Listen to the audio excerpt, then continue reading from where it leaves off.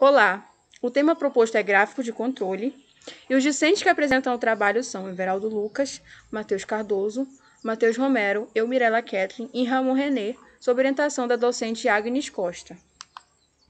O gráfico de controle, também conhecido como carta de controle ou controle estatístico de processo, o CEP, é uma ferramenta muito utilizada para acompanhar um processo. Ela está entre as 7 ferramentas da qualidade e é uma ferramenta muito rica que vai auxiliar justamente a verificar os sinais de desvio, para que seja obtida uma resposta rápida e providências cabíveis à melhoria do processo e às correções do que é indesejável dentro dele. Dessa forma, os princípios fundamentais desse gráfico de controle seria a proposição do Dr. Walter pelos Bell Telephone Laboratories, em 1924, e ele utiliza justamente princípios básicos estatísticos, que no caso seria a média amostral, desvio padrão amostral e outras. Como funcionaria essa carta de controle? A carta de controle ela tem 3 linhas de referência para análise de evolução dos dados, que seria o limite superior de controle, que é a média mais 3 vezes o desvio padrão, o limite inferior de controle, que é a média menos 3 vezes o desvio padrão, e a linha média, que é conceituada ao meio do gráfico, ao centro. Mas por que as 3 vezes o desvio padrão? Para garantir uma confiabilidade conforme é proposta pela metodologia dos 6 sigmas. E os valores que são registrados como referência, exemplo, a média ou amplitude, elas são dispostas de ordem cronológica, para que seja acompanhada a evolução desses dados ao longo do tempo. Dessa forma, com a avaliação, a verificação do que é proposto, é verificado se é tolerável ou se são necessárias medidas cabíveis para que seja impedida a continuidade desse desvio elevado e observado esse problema às maiores proporções dele. Como seria a elaboração desse gráfico? São pontuados 3 passos simples: a determinação desse período de tempo para coletar e plotar os dados, a coleta desses dados e a construção de um gráfico e a posterior análise deles.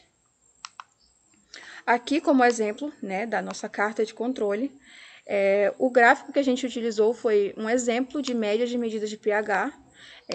O pesquisador estipulou as médias, e entre a disposição dessa variação, a gente possui aqui o limite superior central, o limite inferior central e o limite central, e a variação ao longo dessas médias, ao longo dos subgrupos.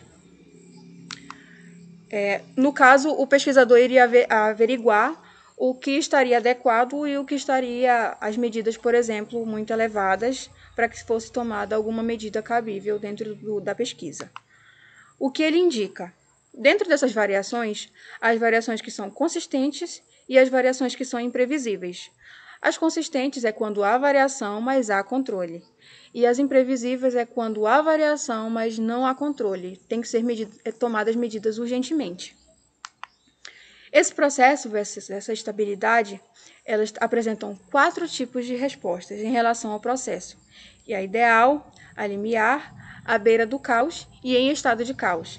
A ideal é quando tem um controle 100% de conformidade, tem uma estabilidade em perfeito estado ao longo do tempo e uma previsibilidade tanto para a prestadora de serviço ou produto quanto para o cliente. A limiar, ela está dentro de controle estatístico, mas não tem uma conformidade ocasional. Esse processo ele não tem conformidade, mas não atende consistentemente às necessidades do cliente, ou seja, não vai ter uma conformidade 100% do que é esperado. A beira do caos é quando não está sob controle, não está produzindo defeitos ainda, mas é imprevisível e, apesar de ser imprevisível, está atendendo basicamente ao que é requerido pelo cliente. E em estado de caos é quando não tem controle, não é previsível, não há conformidade e não atende nem o que é básico ao cliente. Dessa forma, essas são as nossas referências bibliográficas e muito obrigada pela atenção de todos.